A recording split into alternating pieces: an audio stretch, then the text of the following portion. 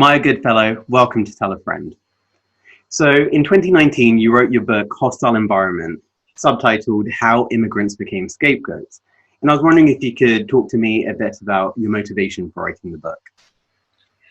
Yeah, it's a good question. And I think there's quite a few different motivations. In a way, it was related to Brexit, not because of the outcome of the vote, but one of the things that I noticed quite a lot around the Brexit vote was quite a few politicians, and I mentioned this right in the introduction, saying, oh, this is going to turn Britain into a place it has never been before. There's a risk that this country will become really hostile, really inward-looking.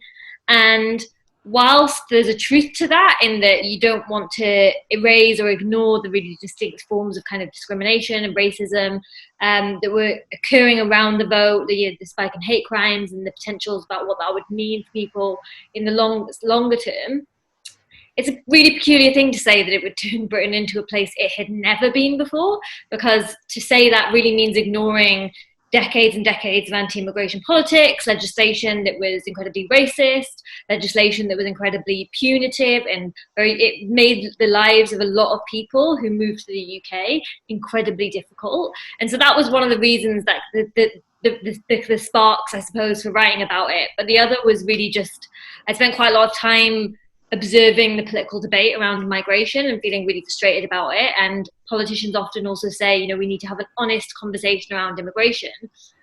But when they're talking about honesty, they don't really mean delving into actually the ways that anti-immigration sentiment manifests, the ways people feel about it, the way politicians and the media talk about it. They sort of mean, you know, giving people a free pass to express their prejudice however they want without fear of kind of being questioned about it. And so I felt that was really frustrating, and I wanted to sort of unearth those histories and unearth like how the debate manifests, I suppose, and try to unpick it in a way that is not for me to judge as hopefully accessible. And I think, like, finally it was really about understanding the history of legislation, understanding the history of the debate. And a lot of the book is, as well as looking at, you know, the way conservative governments and the far right have dealt with this issue, as they would call it, around immigration. It was also about looking at how the left broadly, but more specifically the Labour Party as well, and the trade union movement have reproduced a lot of anti-immigration politics. And I wanted to really interrogate that. I wanted to understand that better myself. And I wanted to sort of explain that in a way that questioned the underlying logics of the debate. And it sort of felt like there's quite a lot of people who in the public domain will argue against immigration to varying degrees, or at least accept parts of the arguments against immigration. And I hadn't come across loads of work that was trying to do the opposite. And from your research, did you find that this anti-immigrant sentiment and the fierce debates around immigration, did you find that this was a process that was top down, or did you feel that there was actually a significant proportion of the British population that truly believed this?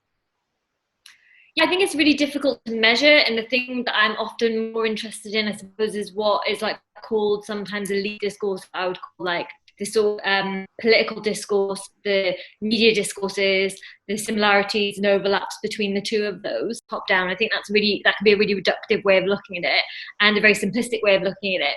But and also a way that sort of assumes that people just unthinkingly listen to what they're told and then sort of absorb it and repeat it, which I think is more complicated than that. But what is I found sort of frustrating in a lot of the public debate about it is it's almost assumed that people's views around immigration, when they have an issue with immigration, are an inevitability when there is immigration of too much immigration of a certain kind, is how it's often talked about. And I think what is missing in that picture is actually how political discourse has problematized immigration and immigrants, and how that is rooted in much broader histories in Britain of empire and colonialism.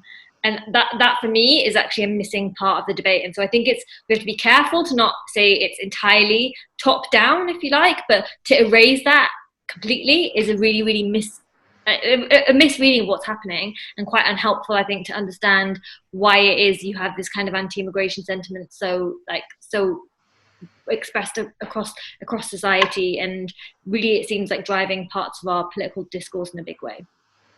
And looking back at the 2016 EU referendum, do you believe that Britain is still, like is often mentioned, suffering from colonial nostalgia? I think it's a very good question, and I think there's also almost there's a really good piece that I can't remember where it was published. There's a really good piece on this, like maybe you could like put in the notes for this, that talks about empire as being both in something that people are nostalgic for at the same time as there's a sort of amnesia around it. And so Paul Gilroy has written a lot about this, in particular in relation to thinking about how Winston Churchill has talked about, for instance.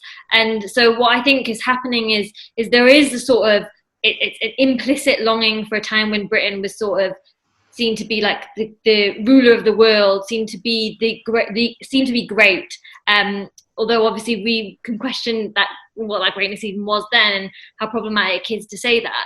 That sort of implicitly underlies parts of the debate, but at the same time, it means that there's a necessary erasure of what the realities of that very empire was in terms of the material exploitation, and the endemic and violent racism. And I think that one of the things that I think is interesting to think about is even how we think about Britain as a so-called developed nation.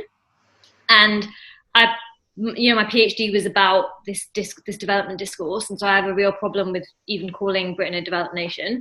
But even if you do for a moment, it is reliant on an erasure of the way that Britain accumulated a lot of its wealth. So it's often sort of presented, or not explicitly so, but it's sort of assumed, like in the underlying the debate, as if Britain became developed just through innate superiority and genius. Whereas actually, if we can look at those histories, what we do see is the extraction of resources from all around the world. We look at the deindustrialization of India that in part helped power the Industrial Revolution.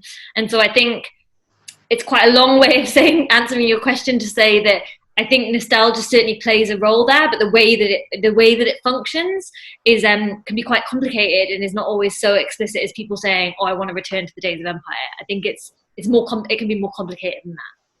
And in your book, you talk about a lot about language and the way that language has been politicized. Famously, in 1968, I think many people remember, or at least have heard of, the Enoch Powell Rivers of Blood speech. But more recently, we hear words such as swarming, floods, and obviously mass migration. Could you talk to me about the significance of language and how we've allowed it to be so frequently used?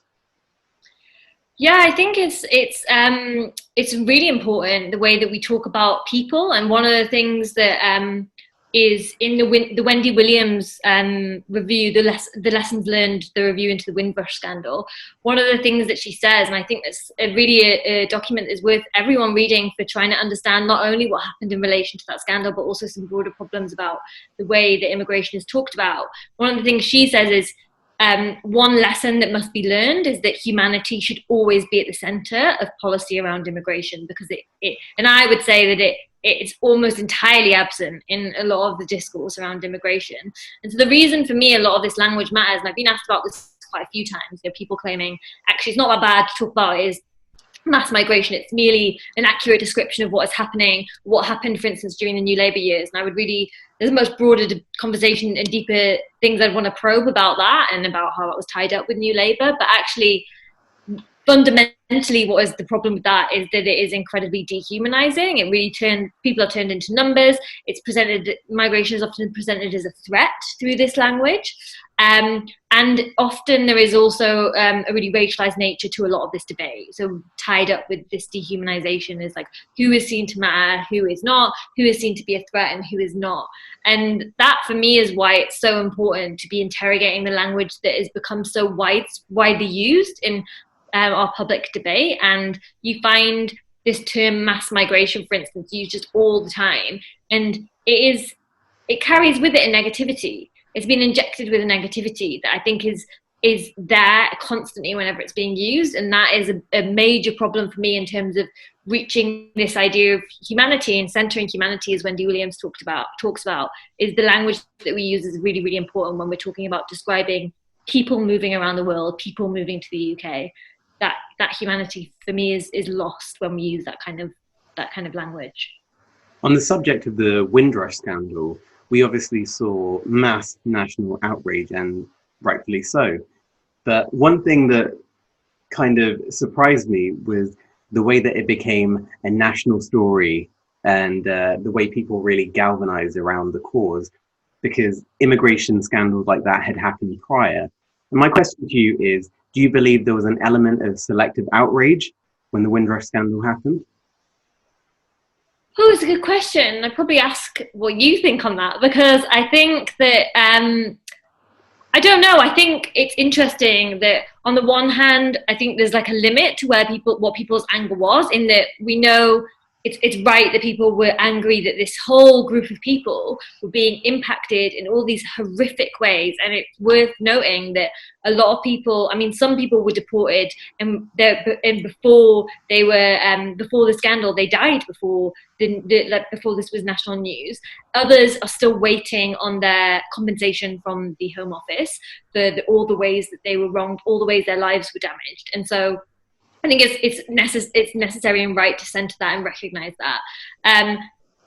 But the hostile environment is still in place, right? A lot of those policies are still in operation. And so I think there's almost a limit to where the anger is, or specifically what the anger is about. Like, it's right that people were angry and outraged that people who were not supposed to be the people who were caught up in the hostile environment were impacted.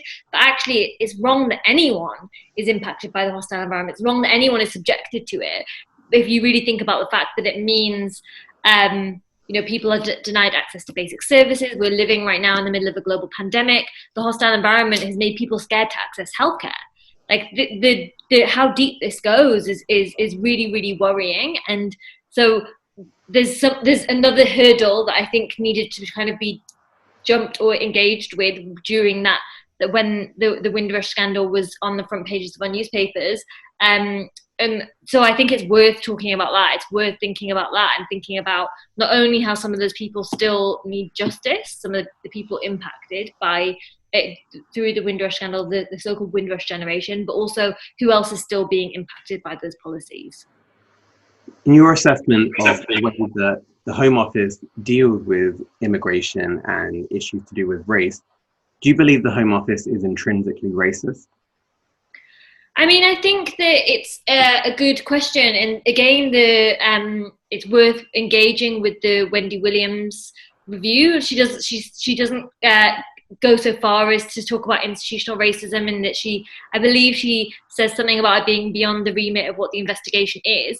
But I think instead of thinking about just the Home Office, I think it's worth thinking about the policies, like the sets of policies, and thinking about sets of policies around immigration and what that means in terms of the reproduction of racism and new forms of racism through our bordering processes. And so I'm not saying we don't interrogate the Home Office at all. Obviously, that is a site at which some of these policies are introduced and implemented, and I think that's really important to think about. But I would also say, it's funny, I wrote this book about immigration, and I sort of got to the end of it, and listening to colleagues and friends talking about migration, I sort of came to the conclusion, actually what we should be interrogating is borders, and like the bordering regime, and how the bordering regime functions, and how race is sort of embedded within the way that we understand borders. And so that's where I would sort of begin to think about how we can understand what is going on with race and racism, and what we need to think about when we're thinking about what we need to dismantle. It's not only government departments that we need to think about. It's thinking about how our bordering regime functions in its entirety.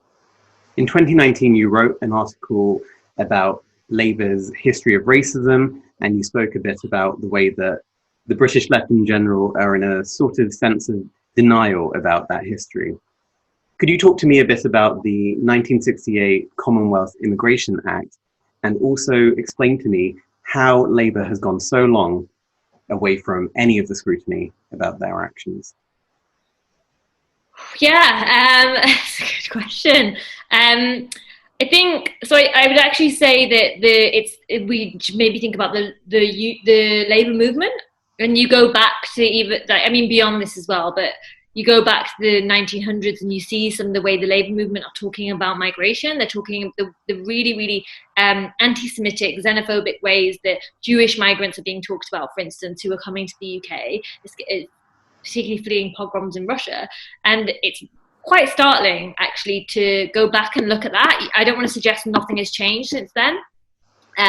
But some of the same logics that are used now around immigration, you have, I mean, it's not just the labor movement, it's also the right, but you have the labor movement parts of the labor movement talking about these migrants, these people moving here as threats to the economy, threats to British culture, people that are going to kind of sort of destabilize the nation. So there's a long history of sort of the labor movement treating the legitimate worker as the white worker or as the British worker.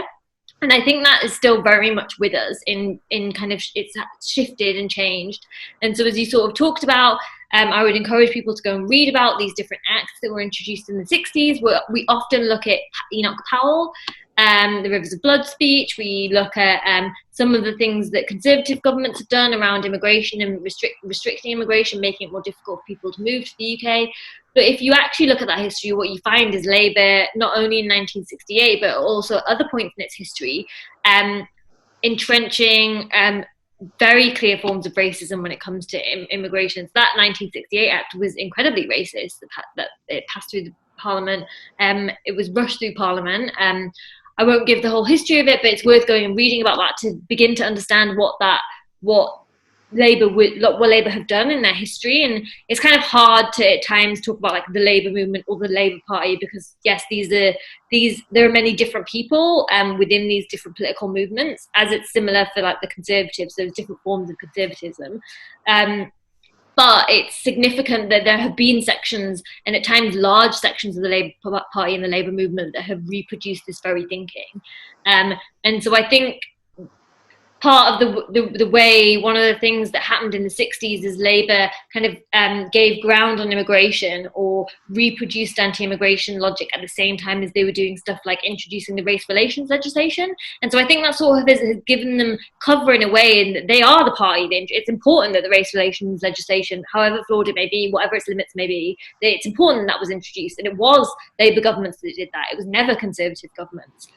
But that isn't a cover for then interrogating what else was going on. And there's an argument that's made, and I cite who made it in the book, that's made that actually the reason why, partly why they introduced the race relations legislation, as well as it being the product of campaigners forcing that change, was because they wanted to it was sort of a trade-off between going harder on immigration but then protecting people that were already here.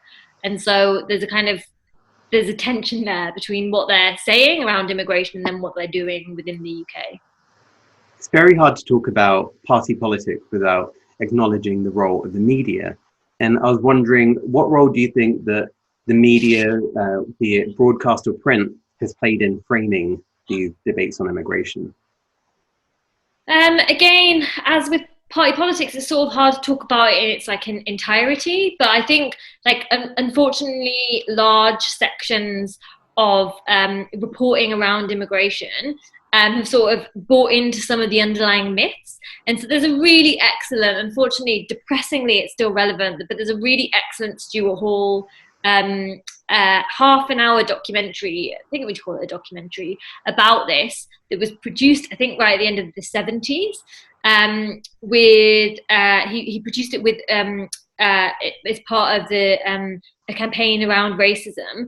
So it's presented by him and a woman who was an actress that involved in this campaign. And what he says in that is, he talks about the way that immigration is always presented in the media at this time as a question of numbers. And one of the things he says is, when you have a number, it's something that you can't argue with. And whatever the number is, it's always too much. It's always too much in terms of the numbers of people who are moving here. And I think that's a really interesting way of understanding the role of the media at that time around reporting around migration and some of the myths that they were reproducing around really racist myths around immigration. And I think we can see similar still at play now in the contemporary moment, although things have shifted in certain ways. What you see at times is, for instance, you see debates that are sort of set up as like is immigration, like, what's the problem with immigration? We need to understand this. We need to understand how immigration has changed certain areas. And there's a few documentaries that have been produced in the past 10 years, I think, that that did things like send journalists to a particular area of the country, and their mission was to, you know, find out how immigration has altered this area of the country. And not only is the premise, oh, immigration is a problem, what's it done to this area, one of the ways they've chosen the area in question is by saying, okay, the white population of this particular area 20 years ago was like 99%, and now it's only 80%. What has happened? And there's a real blurring there of immigration race, as if the only people who are British are white people and everyone else is an immigrant, and all immigrants are not white. And so there's that kind of underlies parts of the debate. And so you see some of these different myths and ways of thinking being sort of implicitly or explicitly reproduced, as well as sort of the platforming of certain people consistently saying that they represent sections of the British public. And sometimes there's truth to that, but sometimes it's also that the media give these people bigger platforms, and then they're able to kind of bring more people along with them. And so that it sort of imagines sometimes that the media, so TV shows or newspapers, don't play any role at all in creating the space for those people. It's more complicated, I think, than just they represent what people think in society, and so let's give them a platform. How do you measure that? How do you measure how many people's views they represent and when they should get that platform? Obviously, there's not an exact science of that, but I think it's slightly more complicated than sometimes it's often presented. And what have been your observations of immigration debates during this COVID-19 pandemic? Yeah, I think so. I think there's two things. One, it's worth noting that large parts of the immigration regime remain at play, continue to be enforced, and the government very early on, organisations like JCWI, the Joint Council for the Welfare of Immigrants, and the human rights organisation Liberty, along with a number of organisations, in March 2020, they put together things that the government could do in order to ensure that migrants were able to access healthcare without fear of being detained or deported, or their information being handed over to government departments, things that they could do to ensure that people don't become destitute, just some basic provisions that they could put in place. Some things have been done, but a lot hasn't. And so you still have no recourse to public funds, is meaning that a lot of people, particularly people who are undocumented, but a lot of other people, are not able to access state support. Although the government say that you can access the job retention scheme and you can things like furloughing, if you have no recourse to public funds, you can still access those things. For a lot of people, there are a lot of things they can't access, and also it's a very complicated process at times. And so there's some things they could have done to just simplify processes. There's things they could have suspended, like the hostile environment in its entirety. They could have put up a firewall between the NHS and government departments, as they've done in Ireland. And a lot of those things, as I say, some things have been done, but a lot hasn't. And when they have been presented with the evidence for some of these things, they say they're looking into it and then nothing ever changes, or there's a huge amount of public pressure and a bit shifts. And so the best example of that is the NHS surcharge, which I think everyone now knows about. And the government have got rid of it for NHS staff and caring, social care staff, only after there was a huge campaign in which, I don't know if you remember that video that went viral, of someone saying, you know, these are basic rights that I should be able to access in terms of healthcare. And it's good that is now those people are exempt, but other key workers are not, and everyone else isn't who it applies to. And so people, just because they're migrants, are paying twice over for the NHS because people already pay in through national insurance and tax. And so I think that's a very good example of like the potential with the things, how they're shifting, and the limits in terms of where they are now. I think it's really important that right now a lot of people have recognized that a lot of key workers are actually migrants, the people that they've been told of to blame for the NHS kind of crumbling, to blame for our public services not being able to function in the ways that maybe they once did or that they could. It's really clear actually now, the way that the debate is set up, is that's not the case. And And it's also really important that a lot of people have had to risk their lives in unnecessarily dangerous circumstances in terms of the lack of PPE, and the lack of protections for a lot of people who are working on the front lines. And that is NHS staff, it is social care staff, it is also people working in supermarkets, it is delivery drivers, it is all of the people that you can think of that have kept society going. And it's kind of telling, isn't it, that the government often talk about global talent visas and people who have investor visas, so people who have a lot of money or people who have PhDs, they can come into the country and it should be easier for them to do so. A lot of those people, not all of them, but a lot of them were the people that were told to actually stay at home. They weren't essential workers, and the people who they call those skilled workers, the Conservatives, are actually the key workers. So that's very important to recognise. But there's a limit. As the NHS surcharge showed, it shouldn't be what your contribution is to the country or your perceived contribution to the country that decides whether you're treated like a person or whether you get better rights. And so I would want to go beyond the kind of key worker narrative. I think that is important, as I say, to recognise, but that is really just one step towards actually saying no one should have their access to the NHS denied to them on the basis of whether they have the right documentation.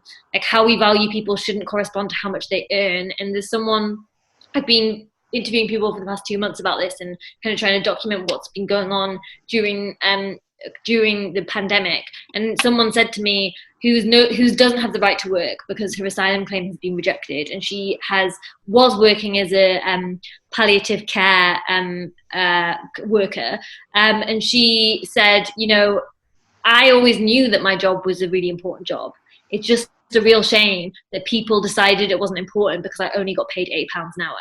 And that, people already knew that this was the case. And so, we shouldn't be measuring people's value and their worth in relation to what their wage is. And so, as well as advocating for better pay and better conditions, people who are doing important work, I think we don't just want to see them as important or see them as deserving of rights because of the work that they do. People are people have always moved, and people should have rights. If they want to move, they should have the right to do so, and rights when they get here. And finally, how do we move forward, and whose responsibility is it to make Britain A, less racist, and B, more welcoming? Oh, such a good question. I think there's loads of things that could be done in terms of moving forward. Like, anyone who's watching, it's worth, in the short term, donating to organisations that are doing really important anti-racist work, particularly in this moment when we're talking with Black Lives Matter. Giving money to those organisations, I think, is absolutely crucial. Not just treating this as one moment in time in which we also then move on. Actually, this is about changing things and working to change things, and not expecting the people who are being discriminated against, the people who are being oppressed, the people who are being killed, to have to be the ones that fight for that change. It has to be collective, at the same time as centering those voices. I think that that's really, really important. And I also think, in terms of thinking about migration, these things are really intertwined. And in the UK, for instance, recognizing that this isn't just a problem over there in the US. If you look in recent history, you have people like Jimmy Mubenga, Joy Gardner, who were killed when there were attempts to deport them from this country. And so we have to understand that history to do something about it, I think. And I think in the short term, there are things you can do. So, like I said, thinking about donating to organisations like Black Lives Matter, organisations that are doing really important work around immigration as well. And so I'm really happy to watch this back in a year's time and have been totally wrong. I'll be very happy if this is the case.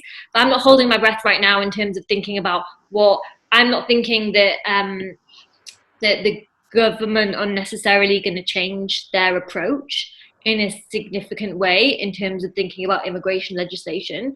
And so if that is the case, there are a lot of organisations that do really important work to helping people who are trying to navigate the immigration system, helping people on no recourse to public funds. So you can give money to those people, you can go and volunteer at those places. Once lockdown, it's kind of easing now, but when we're properly passed through the pandemic, and putting pressure on people around you and politicians to change. And I don't think that's just going to come from top down. So it has to be across society. But I'm not going to claim to have all the answers to that. I think it's also about listening and learning from other people and working together to do that, which sounds like a bit of a cop-out answer, but I just don't think it's like I can proclaim what, you know, what needs to happen. I think there's a number of different people and there's whole sections of society that can feed into that and that also have really important ideas about what that change can look like and how we can achieve that going forward. Maya Goodfellow, thank you for joining me on Tell a Friend. Thanks very much.